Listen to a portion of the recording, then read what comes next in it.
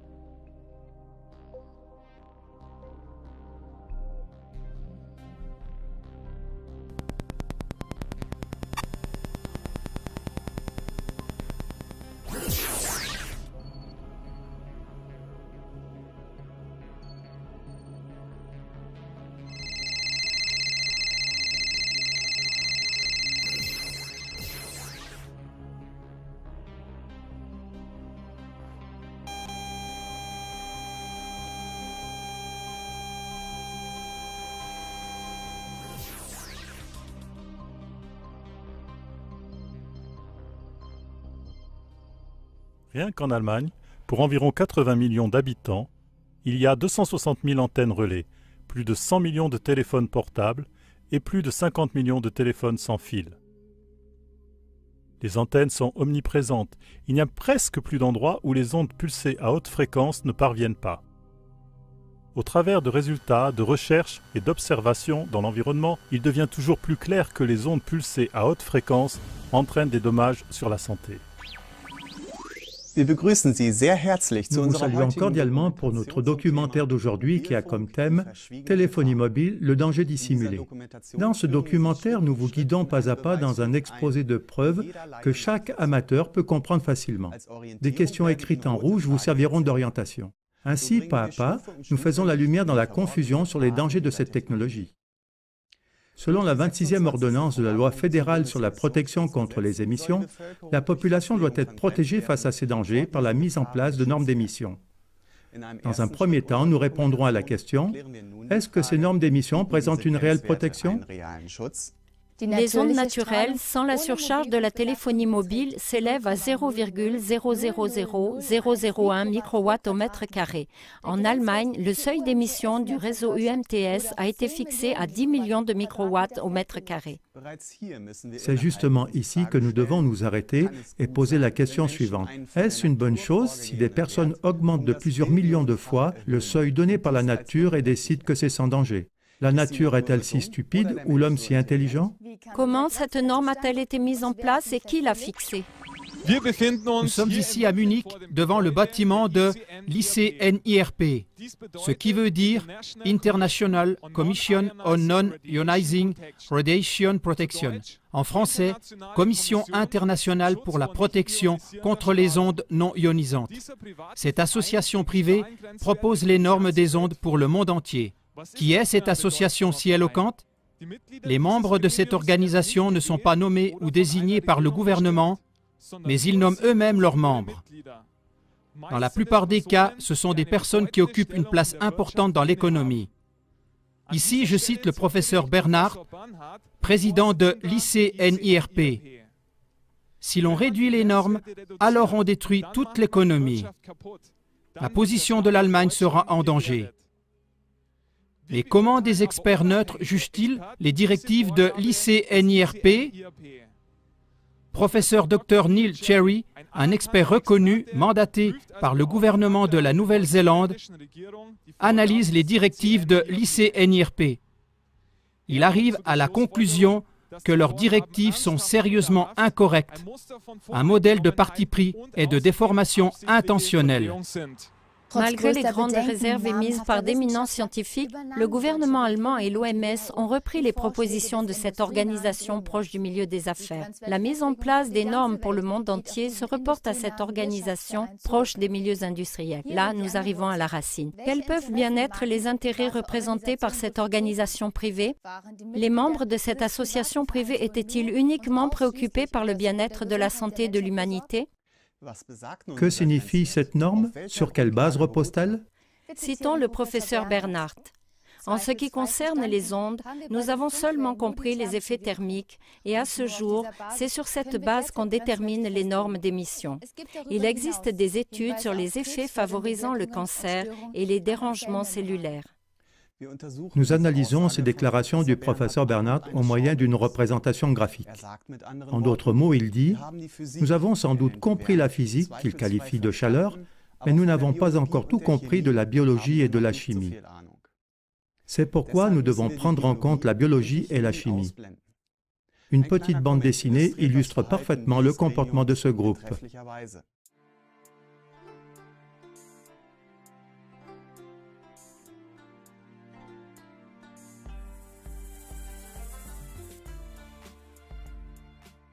Lors d'une excursion scolaire, un élève demande à son prof de physique. Cette amanite de mouche est dangereuse? Est-ce dangereux si je te lance une pierre à la tête à une distance d'1 mètre? Aua.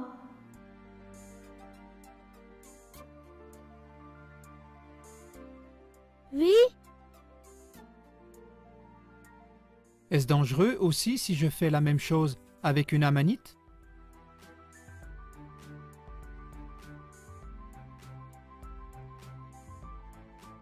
Non. Non.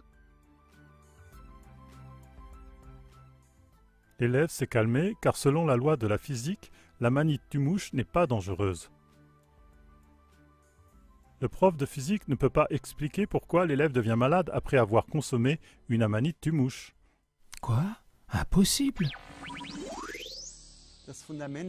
Le fondement des normes d'émission repose sur l'hypothèse selon laquelle il n'existe d'effet de rayonnement magnétique causé par la téléphonie mobile que sur la base des effets de la chaleur.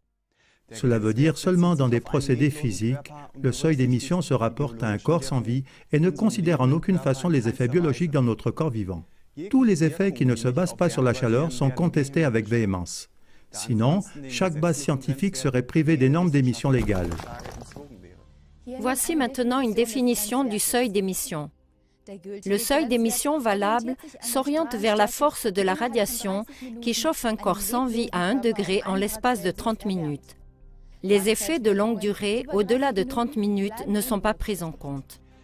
Par conséquent, le seuil limite protège la matière morte contre un réchauffement d'une durée de 30 minutes. Nous sommes un organisme vivant. La plupart du temps, nous sommes irradiés en continu, 24 heures sur 24, dès le sein maternel. Dans notre corps se déroulent d'innombrables processus biologiques compliqués.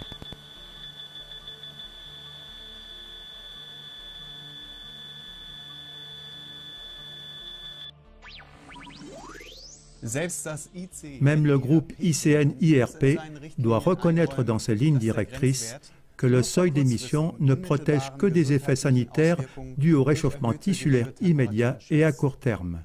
Cependant, tous les spécialistes sont d'accord avec le fait que, par exemple, le Wi-Fi n'entraîne pas de risque d'échauffement. Les normes d'émission protègent contre quelque chose qui ne représente finalement aucun danger et sont donc une sournoise tromperie pour la population.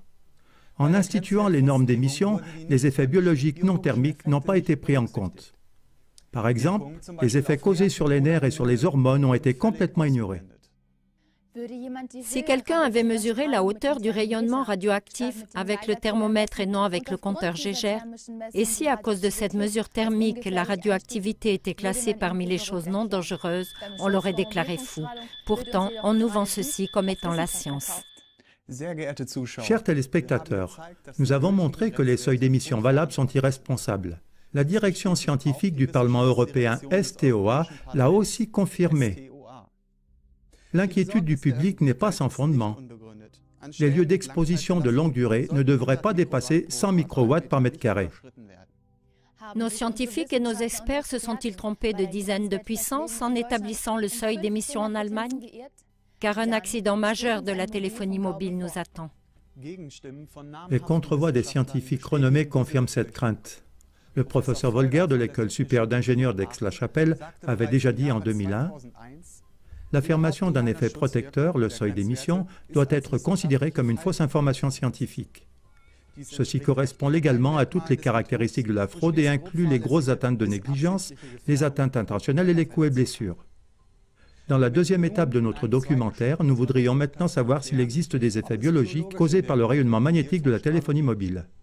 Déjà en 1992, la Commission de la protection contre le rayonnement a écrit dans le journal Bundesanzeiger numéro 43 au sujet des effets spéciaux non basés sur le réchauffement. Les effets sur les membranes ont été confirmés à plusieurs reprises. Ainsi, leur existence est considérée aujourd'hui comme certaine. Pourquoi ces effets ont-ils donc été ignorés pour définir les normes d'émission? Maintenant, nous allons examiner de très près certaines études scientifiques indépendantes pour prouver la présence des effets biologiques importants du point de vue de la santé. Nous commençons par l'étude Salford. Dans cette étude d'un scientifique suédois, 3 groupes de 8 rats ont été irradiés seulement pendant 2 heures d'affilée au moyen de portables au cours de plus de 1000 expériences avec des différences de rendement. À travers cette radiation, la barrière hémato-encéphalique qui empêche que le poison toxique puisse atteindre notre cerveau s'est ouverte. Les dommages qui en résultent sont irréversibles. La certitude de la preuve est estimée à 99,8%. Nous arrivons à un autre examen qui prouve que la radiation par micro-ondes électromagnétiques causée par la téléphonie mobile provoque un effet biologique dans notre corps. Il s'agit de notre sang. L'effet appelé rouleau de pièces de monnaie démontre comment nos globules rouges réagissent à la radiation. Bonjour, je m'appelle Herbert Jung, je suis praticien de médecine parallèle et homéopathe depuis environ 20 ans. Dans mon travail, j'ai constaté qu'il y a de plus en plus d'obstacles à la guérison qui sont causés par la téléphonie mobile. Il existe aussi beaucoup de maladies qui sont causées par la téléphonie mobile, par exemple l'attaque d'apoplexie ou l'hyperactivité chez les enfants, ou différents signes cliniques ou l'hypertension. C'est pourquoi je me suis aussi préoccupé de la microscopie sur fond noir, parce que selon mon point de vue, c'est la seule méthode avec laquelle on constate par image la gravité de la manière dont la téléphonie mobile agit. Je prends maintenant une goutte de sang d'un sujet d'expérience qui n'a pas été ou qui n'est pas exposé à la charge de la téléphonie mobile et vous verrez par la suite comment cela agit.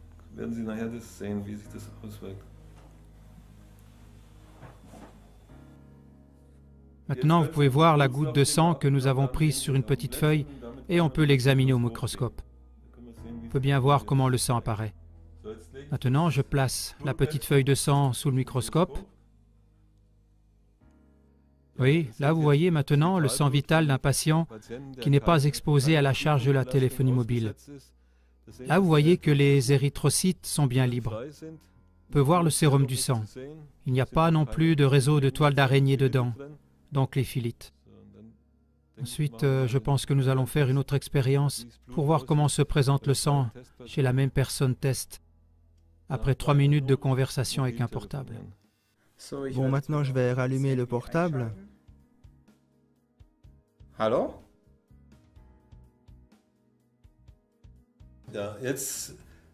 Maintenant que la personne test a téléphoné 3 minutes avec le portable, nous voulons voir ce que cela a produit. Faisons maintenant une prise de sang pour pouvoir l'analyser. Bon, nous avons maintenant le sang au bout de 3 minutes d'appel avec le portable. Regardons maintenant ce que cela donne.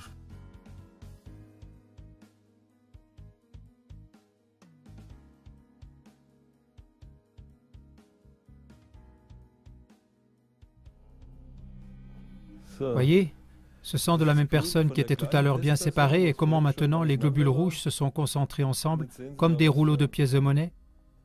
Bien entendu, le sang ne peut plus faire son travail. Si c'est une condition permanente, il se forme une forte thrombose à un certain moment et ça dépend de l'endroit où elle se fixe. Si c'est au cerveau, il y aura une attaque d'apoplexie. Si c'est au cœur, ça provoque un infarctus cardiaque ou au poumon des thromboses selon l'endroit. On se pose la question de savoir si on peut survivre à cela ou en rester paralysé.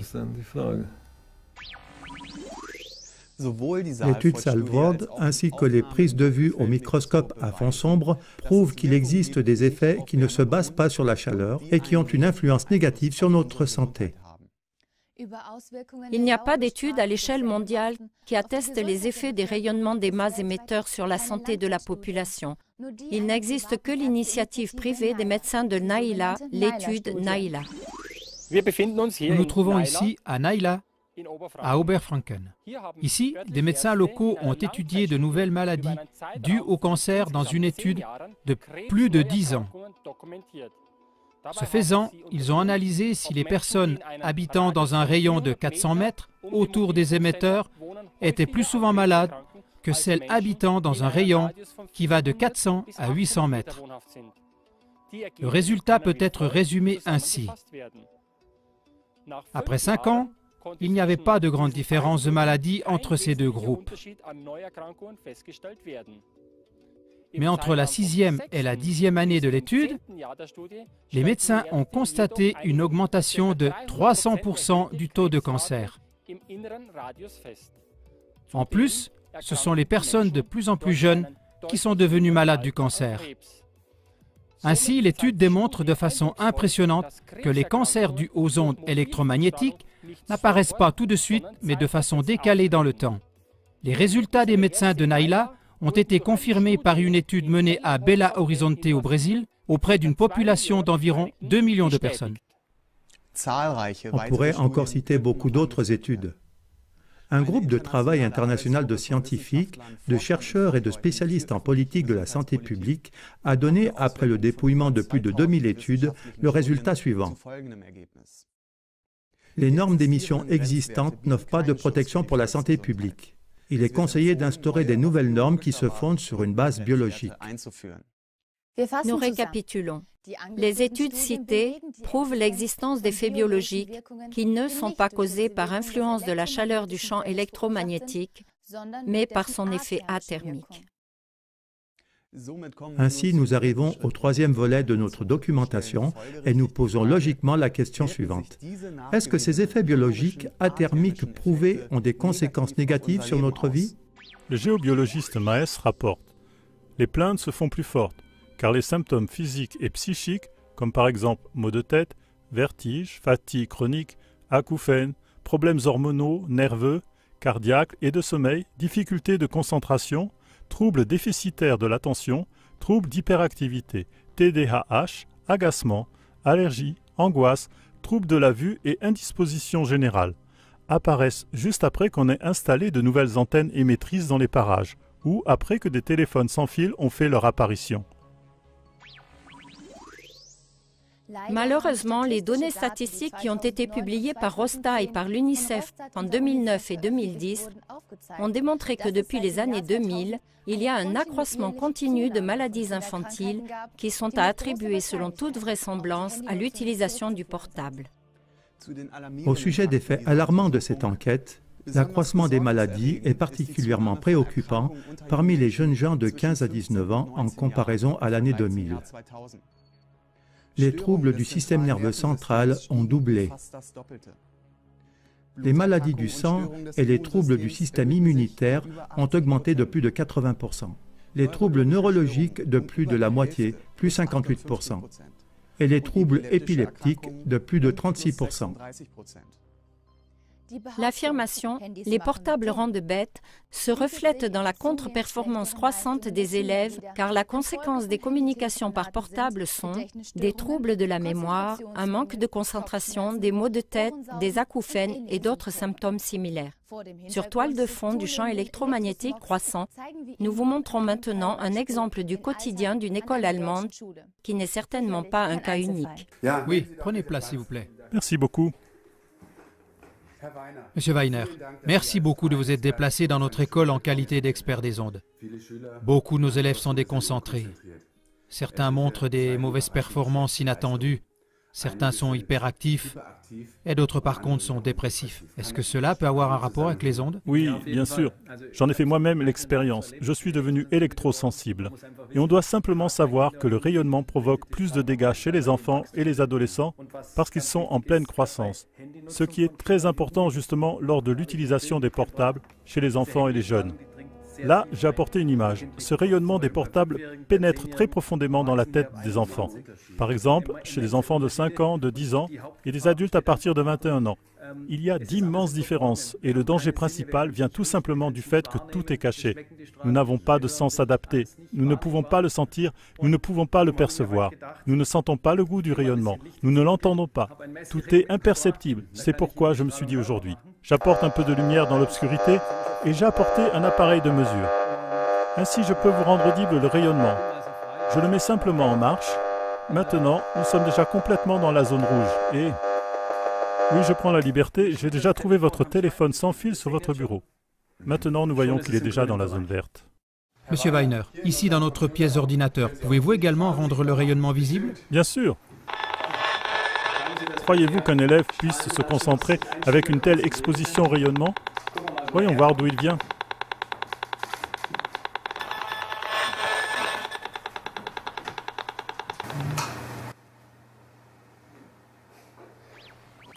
Monsieur Weiner, nous nous trouvons maintenant à l'étage supérieur. Qu'en est-il ici avec le rayonnement?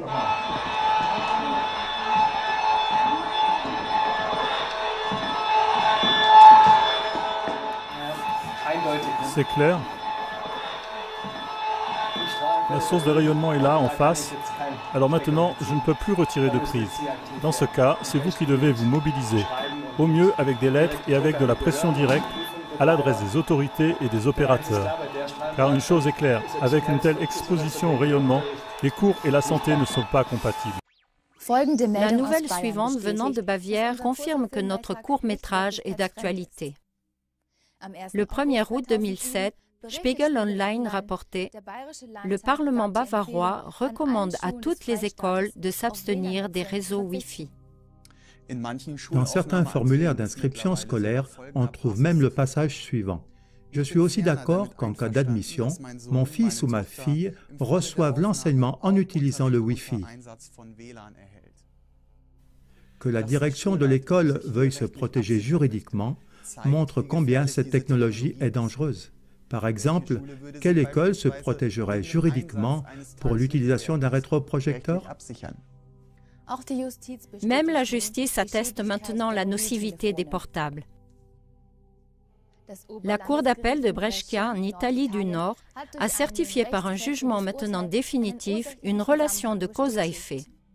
La tumeur cérébrale d'un employé est à attribuer à l'utilisation prolongée du portable et du téléphone sans fil pour des raisons professionnelles.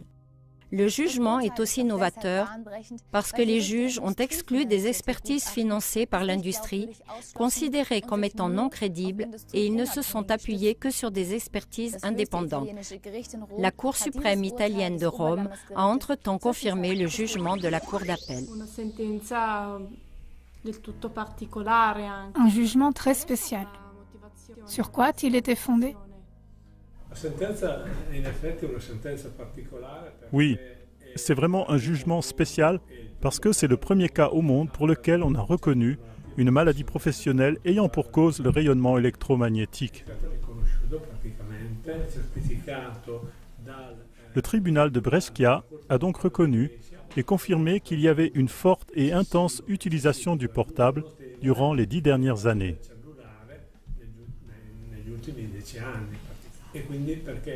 Et ce, parce que j'ai utilisé le portable et le téléphone sans fil pendant 5 à 6 heures par jour pour de longs entretiens. Et je me souviens que souvent, après ces communications téléphoniques, j'avais une oreille rouge et moite. À vrai dire, toute la moitié gauche de mon visage.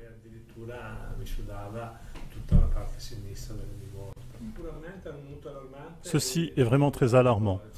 Mais je veux encore vous dire une autre chose, qui a aussi été publiée dans les médias. Mon collègue de travail, qui était directeur commercial, lui aussi, il a utilisé le portable dans la même mesure que moi. Il a été atteint par la même maladie. Même un autre homme de Casalmaggiore, environ 30 km d'ici. Il était, lui, chef d'atelier et utilisait un téléphone sans fil 8 heures par jour. Il a exactement eu la même tumeur. Ce sont des faits.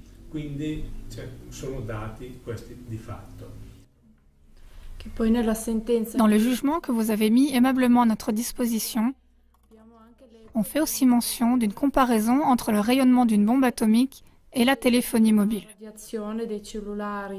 Qu'est-ce que vous pouvez en dire?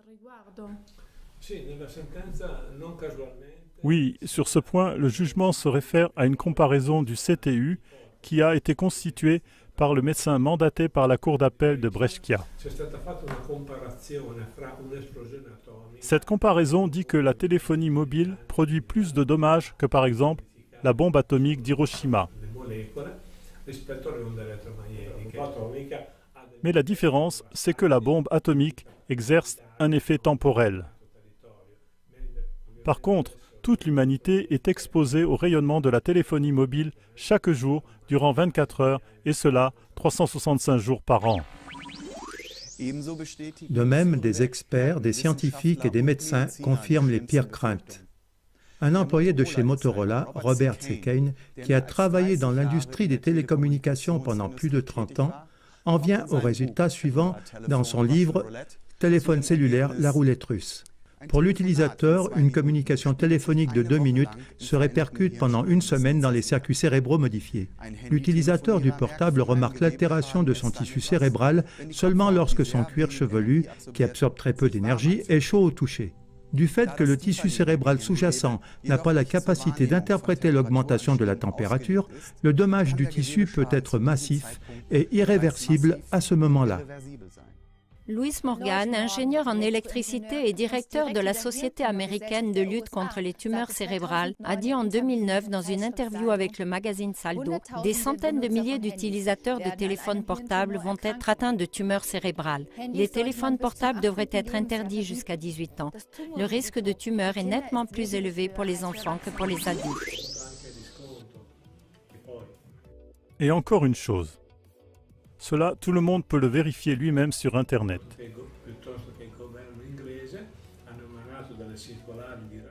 Les gouvernements français et anglais ont adressé des lettres de recommandation aux familles et aux médecins, où ils écrivent que les enfants jusqu'à 14 ans ne doivent pas utiliser de téléphone portable.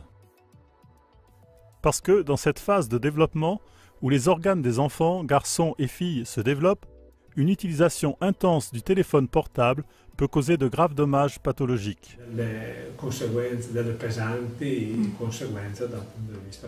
Ces recommandations devraient effectivement être édictées par toutes les instances compétentes.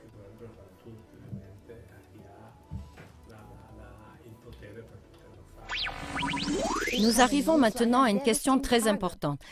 Les effets biologiques émanant des radiations de la téléphonie mobile pourraient-ils déclencher le cancer? L'Organisation mondiale de la santé, OMS, a annoncé le 1er juin 2011 que le Centre international de recherche sur le cancer, CIR, a classé le rayonnement électromagnétique de haute fréquence sur la liste des substances cancérigènes dans la catégorie 2B. 31 experts de 14 pays ont obtenu ce résultat après l'interprétation de presque toutes les preuves scientifiques disponibles. Cette nouvelle classification a révisé la déclaration précédente disant que les ondes magnétiques ne seraient qu'en mesure de chauffer le tissu. Il est prouvé que le cancer ne provient pas d'un effet thermique. Par cette classification, la dangerosité des ondes électromagnétiques est comparée au danger des vapeurs d'essence, de chloroforme et de l'herbicide DDT. Malgré cette classification et malgré les études énumérées comme par exemple l'étude Nalia ou Zalford, la norme d'émission reste inchangée et la possibilité que la téléphonie mobile puisse causer le cancer est encore toujours contestée avec véhémence par les opérateurs et même aussi par les politiques, sous prétexte qu'il n'y aurait pas de preuves. Monsieur Weiner, vous avez une formation de radioélectronicien et vous êtes connu pour de nombreuses conférences et émissions de télévision. Pouvez-vous confirmer qu'il existe un risque de cancer très élevé à proximité d'une antenne? Oui, la classification de la téléphonie mobile comme étant un cancérigène possible par l'Organisation mondiale de la santé est, d'après mes années d'expérience, largement minimisée. De partout, les initiatives citoyennes me confirment qu'à proximité d'une antenne, et particulièrement dans la direction principale d'émission, c'est dans ces maisons-là qu'il y a une recrudescence de cancer. Tous les groupes d'âge sont touchés et les gens y meurent. Et ici, nous le voyons donc à l'exemple de l'émetteur sur cet immeuble. Les émetteurs sont orientés de telle sorte qu'ils émettent directement dans les centres-villes et dans les rues et les maisons. Pour celui qui veut regarder de plus près, je recommande comme exemple bien documenté l'étude de Müllendorf en Autriche et l'article sur le village cancer Voltorino en Italie. Là, vous pouvez encore voir beaucoup plus de choses avec plus de précision. Mais dans les faits, nous le voyons de toute façon, c'est partout pareil sur toute la Terre. De nombreux autres rapports similaires nous sont parvenus, montrant un lien évident entre les cas de cancer et la proximité des stations d'antennes électromagnétiques. La radio allemande a fait une émission au sujet de la ville de Steinbach-Allenberg. Là-bas, le taux de cancer est 8 fois supérieur. À Mittelsteinae, près de Cuxhaven, sur 260 habitants, plus de 30 personnes souffrent de divers types de cancers. En Grande-Bretagne, l'opérateur O2, dans le comté de Warwickshire, a dû démonter son antenne suite aux protestations de la population après la survenue de 31 cas de cancer dans une seule rue. Italie, étude Radio Vatican. Preuve épidémiologique qu'à 6 km de portée autour de l'émetteur, il y a une augmentation de 220% de leucémies infantiles. Michelozzi, 2001. Pologne, Omega News, tour émettrice de la mort, 55 morts à Ślubsk. Israël, Netanyahu, risque quadruplé de cancer à proximité d'antenne. Bürgerwelle, Suisse. Nouvelle-Zélande, étude Cherry, lien de cause à effet entre les cas de tumeur et le nombre d'émetteurs actifs en fonction de la distance. Cherry, 1999.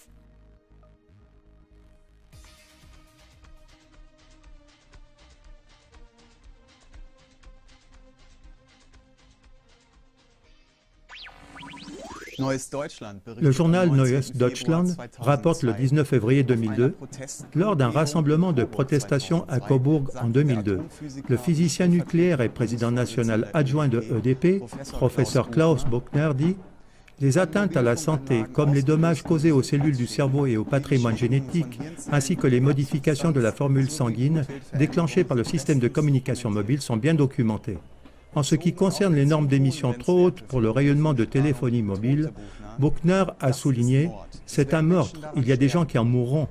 Afin de protéger la vie, il est nécessaire de punir les responsables pour atteinte aux droits de l'homme. » Nous résumons la troisième partie de notre documentation.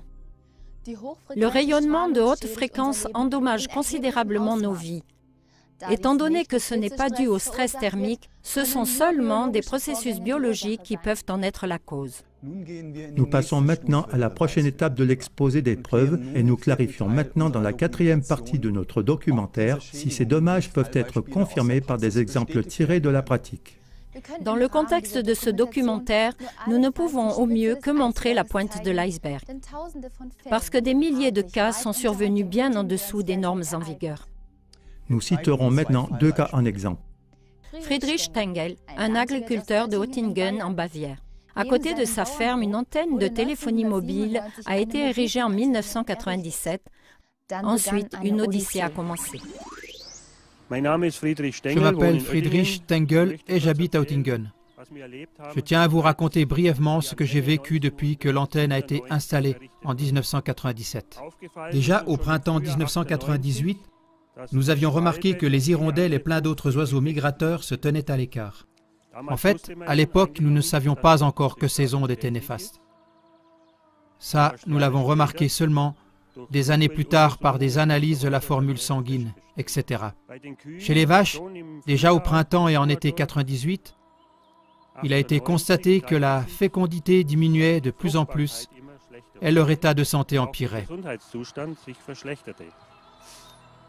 Dans les 2 ans après l'installation de l'antenne, nous avons perdu l'ensemble de notre troupeau de vaches, environ 8 à 9 vaches, et environ 10 veaux morts-nés. Cette histoire s'est toujours aggravée. Les vaches ne portaient presque plus et continuellement, des vaches succombaient de déficience immunitaire. Jusqu'au moment où le vétérinaire a regardé par la fenêtre et a vu l'antenne. Il a dit « Nous allons faire des analyses de sang, des grandes analyses. » Nous avons constaté que les lymphocytes étaient complètement à la cave. Seulement, chez les analyses de sang ici, il restait seulement 21% des lymphocytes. Nous avons aussi analysé le cortisol, l'hormone du stress. Par rapport aux normes de référence, seulement 10 à 20% est encore là. Cortisol, c'est l'hormone du stress. Et sûrement beaucoup d'autres hormones sont à cause de cela modifiées. On ne peut pas toutes les analyser. Et c'est beaucoup trop cher. Et cela a sûrement comme conséquence que les bêtes ne portent plus. Et si elles portent, alors soit les veaux sont mort-nés, soit ils sont prématurés, faibles à la naissance, et succombent de cela. Le bilan jusqu'à aujourd'hui, plus de 30 vaches mortes, toutes de déficience immunitaire. Depuis, nous laissons faire un bilan sanguin chaque année, précisément prouvé. Et plus de 100 veaux mort-nés, prématurés, nouveau-nés faibles. Et cela sur un troupeau moyen de 8-9 vaches. Pour ces 3 derniers mois seulement, nous avons de nouveau perdu 3 vaches. La 4e est couchée là, ce sera sûrement la prochaine. Et ce qui est encore là est un reste lamentable. Entre-temps, nous nous sommes tournés vers les politiques et les opérateurs de téléphonie mobile. Ils doivent donc enlever cette antenne. La réaction a été la suivante. Le vétérinaire de l'État s'est trouvé devant notre porte avec la mission de trouver la cause de ce problème. Il a cherché désespérément pendant 2 ans. Il a pris des échantillons de sang, tout cherché, tout, mais il n'a rien trouvé d'autre. D'autres maladies virales et d'autres choses encore, analyse du sol, analyse de l'air, tout cherché intensivement pendant 2 ans. Après 2 années, il est parti, il a dit « Oui, ça ne peut être que ça, l'exposition aux ondes. Les analyses de sang sont sans équivoque. Il va s'en occuper, l'antenne doit disparaître. » Ça, c'était il y a environ 7 ans. Nous n'avons plus rien entendu depuis de cet homme. Il s'est fait mettre une muselière et il ne dit plus rien à ce sujet. Il a fait 2 ans de recherche sur demande du ministère de l'Environnement de Bavière. Durant la 3e année, j'ai appelé au ministère de l'Environnement à Munich, au temps de Stoiber et Schnapphoff. Oui, qu'est-ce qui se passe maintenant? Quand l'antenne va-t-elle être enlevée? Les résultats des recherches sont pourtant sans équivoque. Oui, alors la dame au téléphone, la vétérinaire du ministère de l'Environnement, est devenue grossière. Oui, qu'est-ce que je veux encore? C'est toujours la même chose. C'est toujours la même chose qui revient. Qu'est-ce que je veux encore? Alors j'ai dit oui, évidemment, tant que l'antenne est là, c'est toujours la même chose. Alors elle est devenue encore plus grossière et a dit « Oui, à l'avenir, économisez vos timbres, vos coups de téléphone. Pour nous, vous êtes morts. » On doit vraiment entendre ça, mot pour mot. Et depuis, c'est le silence radio. L'antenne est toujours là, les problèmes sont toujours là et empirent maintenant. Depuis le passage en LTE, il est à observer que les animaux deviennent agressifs, parfois agressifs. Et de nouveau, l'infertilité a augmenté massivement et comme je l'ai déjà dit, l'état de santé continue à se détériorer toujours plus. LTE donne le coup de grâce à la chose. Une autre personne concernée, c'est Ulrich Weiner. Il est fortement électrosensible et ne peut vivre que dans la forêt en zone blanche. Nous lui avons rendu visite. Déjà enfant, je m'intéressais à cette technique radio. À l'âge de 18 ans, j'ai créé une entreprise de technique radio. J'ai moi-même utilisé intensément cette technique, je n'avais jamais rien remarqué. Et puis ça a commencé avec des troubles de la concentration, avec des maux de tête après chaque communication par portable. Et bien sûr, dans un premier temps, j'ai toujours pensé « Bah ouais, tu as du mal dormir ou tu as trop de stress ». Mais je ne l'ai jamais mis sur le compte des ondes radio. Ensuite, cela a empiré. Des troubles de la vue, des troubles du langage, des troubles du rythme cardiaque, jusqu'à la défaillance du système nerveux central. Et puis, après le premier effondrement en 2002, j'ai vraiment dû en tirer des conséquences. Et je suis sorti pour venir ici, dans les dernières zones blanches d'Allemagne, ici au milieu des forêts, et depuis je vis ici, hors de tout réseau de téléphonie mobile. Je vais vous raconter quelques cas de mon cabinet, pour lesquels la téléphonie mobile était en cause. Souvent, il n'est pas facile de trouver le lien. J'ai eu par exemple un enfant, il avait 5 ans. À l'école maternelle, il passait pour être hyperactif pour eux. Il était insupportable. De plus, il faisait des crises d'épilepsie Alors ils ont consulté la clinique universitaire à Würzburg et ils ont prescrit à l'enfant du Ritalin et des antiépileptiques, donc des médicaments contre l'épilepsie. Mais les parents n'étaient pas d'accord et ils sont venus chez moi. À ce moment-là, je lui ai fait une prise de sang et j'ai vu que le sang était complètement grumeleux. Bien que l'enfant n'ait pas téléphoné lui-même, les parents avaient 2 téléphones sans fil à la maison et cela en était la cause. Je les ai mis au pied du mur, soit l'enfant, soit le téléphone sans fil. Dieu merci, ils ont choisi l'enfant. Ils les ont enlevés et ont installé un téléphone filaire normal. Peu de temps après, il allait beaucoup mieux. Depuis, l'enfant est scolarisé, il est premier de la classe et on lui fait des compliments pour son comportement social. Il n'a jamais pris aucun de ses médicaments. J'ai une patiente de 88 ans, elle était encore en forme. En 3 semaines, elle a été hospitalisée 2 fois pour hypertension, bien que son médecin lui ait donné 4 médicaments. J'ai dit à cette patiente, maintenant c'est terminé. Vous enlevez votre téléphone sans fil. Elle téléphonait parfois 4 heures ou plus. Elle a installé un téléphone normal et un dans sa chambre à coucher. Maintenant, cette dame n'a absolument plus besoin de médicaments pour sa tension. Les 4 médicaments sont supprimés. Elle prend quelques Globoli et sa tension est stabilisée depuis 9 mois. Souvent dans le commerce, des puces de protection et toutes sortes d'autres choses sont proposées pour prévenir ou atténuer l'exposition aux ondes. De mes recherches, il résulte sans équivoque que cela ne fonctionne pas. J'avais un architecte qui a appliqué toutes sortes de mesures de protection sur son portable. Mais d'après le contrôle en chambre noire, après avoir téléphoné, il n'avait aucune protection. Il y avait plein de grumeaux. Même une personne qui avait pris des pierres spéciales. Rien n'a changé. Les grumeaux restent. Nous récapitulons. Des recherches scientifiques, des hommes, des animaux et des plantes atteints, ainsi que des exemples pratiques, prouvent sans équivoque que le danger des micro-ondes des antennes ne se manifeste pas par un effet thermique, mais par des processus biologiques. Les normes d'émission sont une tromperie manifeste de la population. Même les opérateurs de la téléphonie mobile ne peuvent plus nier ces faits. Dans une demande officielle de brevet de la Swisscom AG concernant la réduction d'électrosmog dans les réseaux électriques locaux sans fil Wi-Fi, les opérateurs de la téléphonie mobile concèdent franchement cette tromperie. Ils conviennent que la dégradation du génome des globules sanguins humains en cas d'irradiation avec des champs électromagnétiques est clairement prouvée et qu'il y a des indications de risque élevé de cancer. Par conséquent, les opérateurs de la téléphonie mobile eux-mêmes attestent un effet biologique du rayonnement. Ainsi, nous pouvons clôturer l'exposé des preuves de ce documentaire, car les faits ne peuvent être plus incontestables. Quand les preuves rassemblées sont évidentes pour tout le monde, inévitablement, une question ultérieure doit être posée dans la 5e partie de notre dossier. Pourquoi n'agit-on pas sans tarder pour protéger la population ? Nous nous trouvons à Kempten, devant le ministère de la Santé. Ici, en 2007, il est arrivé que des études de médecins ont été ignorées. En mai 2007, des médecins de famille ont remis aux autorités locales de la santé une étude comparative qui prouvait à l'aide d'analyses sanguines qu'autour des stations de base, le taux de mélatonine et de sérotonine des riverains chutait de manière significative. Le rapport a été ignoré. En Bavière, lors d'une conférence, il y a eu une altercation verbale avec un représentant des autorités sanitaires. Les personnes concernées ont demandé au Dr Hartmann pourquoi le ministère de la Santé avait refusé de faire de telles analyses par le médecin conseil. Il a répondu que le gouvernement de Bavière a, par un courrier interne au service de la santé, interdit que les médecins conseils deviennent actifs lors de rapports concernant des problèmes de santé en relation avec des antennes de téléphonie mobile. Le gouvernement leur avait interdit d'établir des expertises médicales.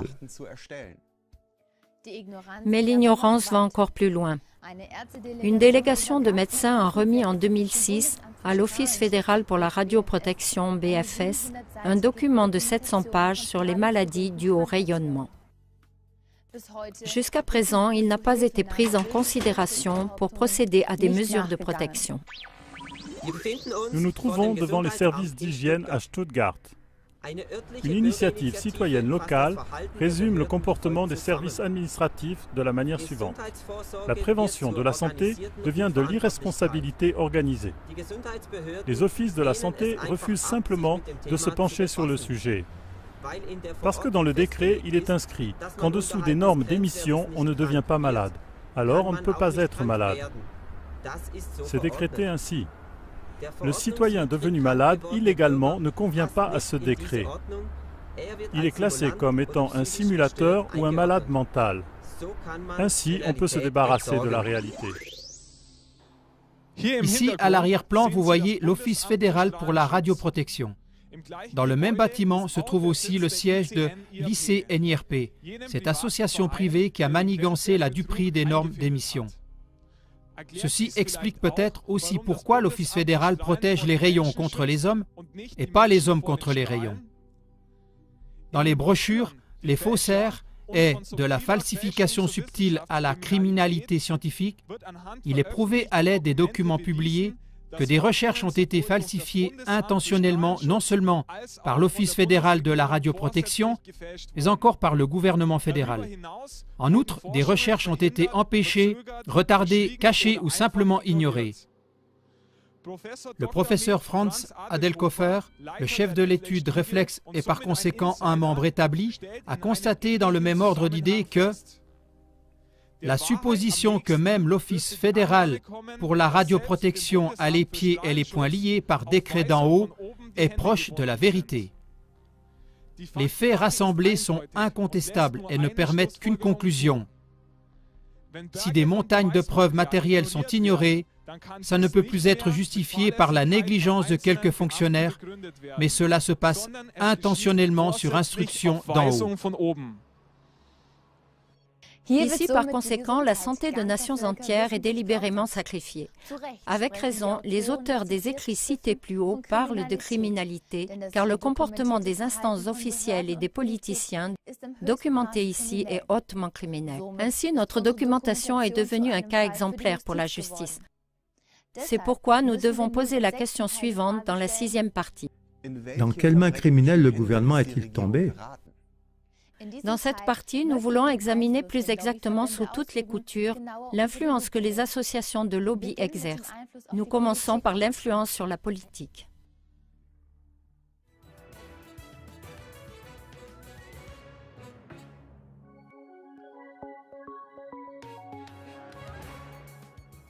Le ministre de la Santé de l'époque, Horst Seehofer, a confirmé la pression trop grande des lobbies pharmaceutiques à l'égard de la politique dans l'émission Frontal 21 du 26 juillet 2006 sur ZDF. Il s'exprimait sur le repli des politiciens dans certaines décisions de la manière suivante. C'est ainsi depuis 30 ans jusqu'à ce jour. Des changements utiles et structurels, aussi dans le sens d'une plus grande économie sociale du marché, ne sont pas possibles dans le système de santé publique allemand à cause de l'opposition des associations de lobby. Devant l'indignation de la journaliste qui ne peut pas accepter que cela soit ainsi, que l'industrie est plus forte que la politique, Seehofer a rétorqué de la manière suivante. Je ne peux que vous décrire que c'est ainsi, et que cela se passe comme ça. Et cela de manière très active. Lors d'une seconde interview sur ARD le 20 mai 2010, Seehofer a confirmé la déclaration en d'autres termes. Ceux qui décident ne sont pas élus, et ceux qui sont élus n'ont rien à décider. Klagemauer TV, ce n'est pas de citoyens transparents, mais de médias, de politiciens, de directeurs financiers transparents que nous avons besoin. Ce sont les lobbies de la téléphonie mobile et de la pharmacie qui décident. La santé de la population est sacrifiée sur l'autel de l'appât du gain. Sur ce point, un autre extrait de la brochure Les faussaires. Face à cette situation de fait, on doit constater que lorsqu'on s'interroge sur les dangers des nouvelles technologies de la communication pour la santé, il ne s'agit pas d'un débat scientifique, mais de différends entre les intérêts économiques d'une branche industrielle et du gouvernement d'un côté, et les intérêts sanitaires de la population de l'autre côté. Ce faisant, nous venons à l'influence que les actions de lobby exercent sur la science. Le professeur Heinrich Schendorf était procureur lors du procès sur les produits de traitement du bois et il est par conséquent un initié, il dit. Un grand nombre d'experts émettent simplement de faux avis. Ils ne se trompent pas, ils mentent. Et ils mentent avec calcul, toujours au profit des parties prenantes à l'affaire économiquement plus puissantes, au profit de l'entreprise, du cartel des industries et du fabricant. Jamais à l'avantage des plaignants malades. Ce que ces experts font n'est pas un service amical, mais il s'agit là d'un compromis. Mensonge contre cash. En échange, les entreprises peuvent souhaiter quelque chose, à savoir des expertises avantageuses. Et ils les reçoivent, sinon les relations commerciales seraient compromises. Un deuxième exemple.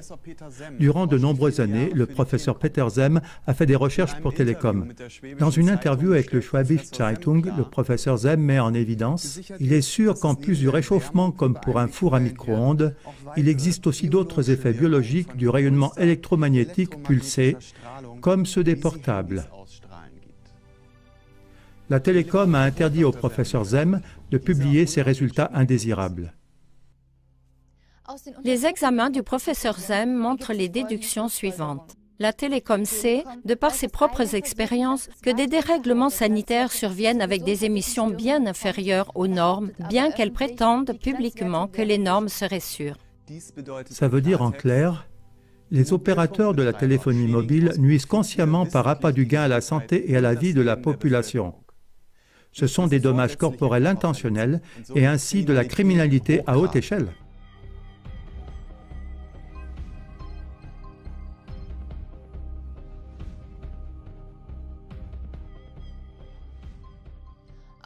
Le magazine Nature Arts de décembre 2007 raconte aussi des scientifiques qui ont fait des recherches sur ordre de l'industrie et qui ont publié des résultats alarmants ont été diffamés, menacés et licenciés. Les auteurs de la brochure Les Faussaires résument. Plus de la moitié des études sur la téléphonie mobile sont payées par l'industrie de la téléphonie, qui se choisit pour cela des personnes de confiance. Mais celui qui croit que le gouvernement fait en sorte que les contrôles soient suffisants et qu'il privilégie les scientifiques indépendants comme il serait de son devoir se trompe. Via Télécom, l'État est lui-même un opérateur de téléphonie mobile. Il s'est lui-même vendu, ainsi que la santé de la population, pour 50 milliards de redevances 3G. Il a débureaucratisé les droits de construction, assoupli les contrôles de sécurité et mis au pas ses administrés. La voie est libre pour l'implantation sauvage d'antennes. On en vient à l'influence que les cartels de lobby exercent sur les médias. La plupart des grands journaux scientifiques et les grands médias ne publient presque que des rapports rassurants. Mark Lutz, un étudiant en spot publicitaire, a voulu donner la preuve par l'exemple et a écrit un exposé pour un documentaire sur les dommages causés par les ondes électromagnétiques et a proposé son histoire à des chaînes de TV dominantes et à des magazines connus. Voici la réaction d'une chaîne de TV connue. Vous voulez nous proposer un film sur les dommages causés par la téléphonie mobile? C'est un sujet super, mais avez-vous aussi réfléchi qui sponsorise nos spots de publicité? Une censure a lieu dans les médias. Les informations vitales sont sciemment cachées à la population par appât du gain. Ça aussi, c'est un comportement criminel. Après avoir constaté que les lobbies contrôlent aussi bien la science que les médias et même la politique, nous allons au 7e volet et nous posons la question suivante. Y aurait-il encore des arrière-plans cachés plus profondément? Qui contrôle ou plutôt qui supervise au juste les lobbies? Savez-vous par exemple que notre réseau moderne de téléphonie mobile est en même temps un gigantesque réseau de surveillance? Pourquoi lors de chaque achat de téléphone portable, le numéro de la carte d'identité doit-il être enregistré? Dans chaque portable, les possibilités de surveillance, y compris la fonction puce, sont mises en fonction dès le début. Par ce moyen, il est possible que chaque utilisateur soit localisé partout et à tout instant. Chaque conversation peut être interceptée et tout mouvement être enregistré. C'est un pas en direction du citoyen transparent. Si la couverture de réseau est totale, ça signifie en effet que chaque utilisateur de portable peut être localisé partout et en tout temps. Bilan. De tout temps, dans l'histoire de l'humanité, l'intention des puissants et des dirigeants était de pouvoir tout surveiller et contrôler. Il n'y a encore jamais eu une possibilité de contrôle aussi parfaite et sans faille que celle d'aujourd'hui. Le livre renommé 1984 de George Orwell n'est plus une fiction, il est la réalité. Chaque utilisateur de portable est automatiquement prisonnier du réseau de surveillance. Pourtant, parallèlement au réseau de surveillance, le réseau de téléphonie mobile peut aussi être détourné comme une arme militaire à des fins de contrôle mental. Ainsi, entre les années 1962 et 1979, l'ambassade américaine à Moscou a été irradiée par des micro-ondes par le gouvernement russe. En raison de cette irradiation par micro-ondes, un tiers des employés de l'ambassade américaine est finalement décédé du cancer. Les Soviétiques connaissaient l'efficacité biologique de ces irradiations par micro-ondes qui étaient bien inférieures aux normes en vigueur. Bien que les Américains aient protesté contre ces irradiations, les Soviétiques ont pu continuer celles-ci avec l'argument que l'irradiation est 10 000 fois inférieure aux normes en vigueur pour la téléphonie mobile. Le scientifique Tim Reifat a fait des recherches sur ces armes à micro-ondes. Il a découvert que les Soviétiques utilisaient à l'époque les fréquences de notre réseau de téléphonie mobile actuel, c'est-à-dire 900 à 1800 MHz. Ce sont exactement les fréquences de notre réseau actuel. La citation suivante vient aussi de lui. C'est une règle des services secrets de cacher quelque chose au grand public. Amener la population à accepter une arme à micro-ondes pour contrôler les consciences et influencer son comportement sous couverture de la téléphonie mobile, c'était un coup de génie. Que les hommes payent encore pour ces appareils de contrôle des consciences afin que leur cerveau et leur conscience puissent être endommagés pour les rendre plus facilement contrôlables et dociles, c'est du génie diabolique. Nous récapitulons. Nous avons montré que les taux d'émission en vigueur pour les ondes électromagnétiques pulsées est une tromperie évidente de la population. Les normes d'émission ne nous protègent pas, elles nous trompent. Les dommages démontrés, causés aux hommes, aux animaux et aux plantes, prouvent que cette technologie est orientée contre la vie et pour cela doit être rejetée jusqu'à ce qu'une alternative inoffensive soit trouvée. L'irradiation forcée de toute la population a été légalisée par la puissance des lobbies et est maintenant tolérée par les autorités. C'est pour cette raison qu'il est nécessaire d'inverser la démonstration des preuves. L'industrie doit prouver l'innocuité de ses produits. Ce n'est plus aux malades de porter le poids des preuves. L'argumentation des opérateurs, selon laquelle les préjudices ne sont pas prouvés, ne peut plus être acceptée. Cette façon d'argumenter n'est finalement que la preuve que les opérateurs ne s'intéressent en aucun cas à la santé de la population, mais qu'ils sont uniquement poussés sans scrupule par des intérêts économiques.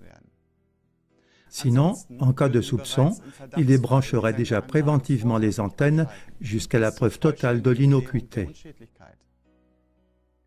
Que pouvons-nous faire? Klaus Weber, auteur de la brochure « La téléphonie mobile, le danger passé sous silence » a fait quelque chose. Nous l'avons interviewé à ce sujet. Nous passons l'antenne au studio de Heilbronn. Monsieur Weber, qu'est-ce qui vous a motivé à rédiger cette brochure d'information? La dimension du préjudice causé par cette technologie m'a profondément choqué. Presque tous les habitants sont concernés et la plupart ne sont pas conscients du danger. Alors j'ai simplement dû agir. J'ai réduit mon temps de travail de 50% et j'ai fait des recherches pendant des mois pour pouvoir réaliser cette brochure. Ce crime doit venir à la lumière du public. À votre avis, que pouvons-nous faire contre cette irradiation forcée? Devrions-nous en priorité dévoiler la tromperie des lobbies de la téléphonie mobile par un travail d'information? Certainement, le travail d'information est le premier pas pour amener le danger de la téléphonie à la lumière. Mais chaque médaille a ses deux faces. Nous ne pouvons pas, d'un côté, mettre au pilori le lobby de la téléphonie mobile et de l'autre côté ne pas être prêt à faire un petit sacrifice, c'est-à-dire renoncer au portable. En dernière conséquence, nous finançons nous-mêmes le lobby de la téléphonie mobile. Ulrich Weiner l'a bien récapitulé. Lors d'une conférence, il a dit « Cette technique est une agression contre la famille. Elle est une agression contre nos vies. Il n'existe qu'un seul chemin pour y remédier. C'est le renoncement absolu. Il n'existe aucun autre chemin. » De plus, dans votre brochure, vous parlez de téléphoner passivement. Exactement. Téléphoner passivement est de loin plus dangereux que fumer passivement. Par exemple, parce que notre sang devient grumeleux. Chaque utilisateur de portable porte par son comportement une part énorme de la problématique globale. Téléphoner avec son portable n'est pas une affaire privée, parce qu'on ne se nuit pas seulement à soi-même, mais aussi à son entourage. On doit être conscient lorsqu'on téléphone que les personnes qui habitent à proximité des antennes sont beaucoup plus irradiées lors de ces appels. Plus nous téléphonons, plus des mâts doivent être érigés. Le réseau de téléphonie mobile et la protection de la santé sont des opposés incompatibles. Monsieur Weber, merci beaucoup pour cette interview. Avec plaisir. Avec cela, nous sommes arrivés à la fin de notre documentaire, par lequel nous avons voulu vous transmettre des informations vitales. Ce film documentaire est aussi destiné aux opérateurs qui nient farouchement ces faits, aux soi-disant scientifiques qui masquent les données, aux politiciens qui ignorent, aux médias qui passent sous silence. Chacun d'eux devra rendre des comptes pour son comportement irresponsable, car la lumière démasquera cette injustice. Nous vous remercions, chers téléspectateurs, pour votre intérêt. Dans l'attente d'avoir pu, au travers de ce film, mettre à la lumière le danger caché de la téléphonie mobile et dans l'attente que vous nous aidiez à percer ce dangereux mutisme, nous vous disons au revoir.